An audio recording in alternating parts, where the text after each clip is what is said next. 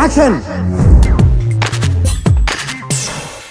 తీయని చెరుకు రసాన్ని ఇష్టపడిన వారెవరు? అందులోని వేసవిలో మరీ ఇష్టంగా తాగేస్తారు. సహజ సిద్ధంగా దొరికే తీయని రసం చెరుకు రసం. ఇందులో ఉండే సుగుణాలు అన్నీ ఇన్ని కావు. బరువును అదుపులో ఉంచాలనుకునే వారికి చెరుకు రసం చాలా మంచిది.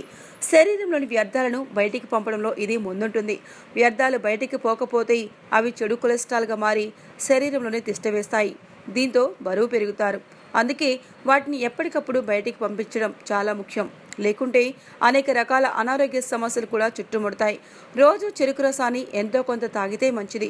చెరుకు రసంలో నిమ్మరసం కలుపుకొని తాగితే మరీ మంచిది. వేసవిలో ఎండలు బాగా మండిపోతున్నాయి. బయటికి వెళ్ళొచ్చాక ఓ గ్లాసుడు చెరుకు రసం తాగితే వెంటనే శక్తి అందుతుంది.